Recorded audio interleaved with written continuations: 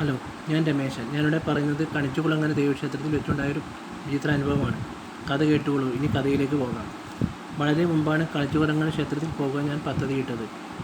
എൻ്റെ ജോലി നന്നായി ഒരു പ്രശ്നവും കൂടാതെ ജോലി മുൻപോട്ട് കൊണ്ടുപോകാനും പദ്ധതിയിട്ടു. അങ്ങനെയിരിക്കെ ഞാൻ കണിച്ചുകുളങ്ങര ക്ഷേത്രത്തിൽ വെച്ചൊരു യുവതി എൻ്റെ അരികിൽ വന്നിട്ട് കാര്യം അന്വേഷിച്ചതും ജോലിയിൽ കുറച്ച് കഷ്ടപ്പാടും ബുദ്ധിമുട്ടും പറഞ്ഞത് കാരണം സഹായിക്കാൻ ആരുമില്ല.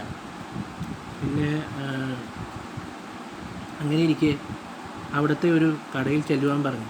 ആ യുവതിയുടെ വാക്ക് കേട്ട് ഞങ്ങൾ കടയിൽ ചെന്നു. കടയിൽ ചെന്നതും അവിടുത്തെ ഒരു രുദ്രാക്ഷമാല അണിയുവാൻ പറഞ്ഞു. അങ്ങനെ കൂടാതെ രുദ്രാക്ഷമാല അണിഞ്ഞതും ഒരു പ്രത്യേകതയുണ്ട്. സഹപാഠികളില്ലാതെ ആരെയും ആശ്രയിക്കാതെ നിങ്ങൾക്ക് ജോലിയിൽ തുടങ്ങാൻ പറ്റുമെന്ന്. ആ രുദ്രാക്ഷമാല അണിഞ്ഞതും ആ യുവതിയെ പിന്നീട് ഞങ്ങളവിടെ കണ്ടിട്ടില്ല. എല്ലായിടവും നോക്കി.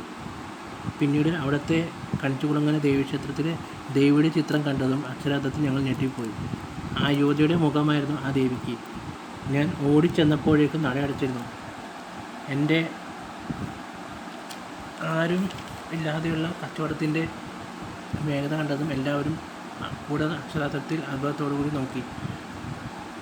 എന്നിട്ട് പരിഹസിച്ചവരെല്ലാം വന്ന് മാപ്പ് പറഞ്ഞു. അങ്ങനെ വീണ്ടും ആ ക്ഷേത്രത്തിൽ ചെന്ന് ദേവിയോട് സാഷ്ടാംഗം വീണ് പ്രണമിച്ചു. അങ്ങനെ അനുഗ്രഹവും കിട്ടി പോന്നു.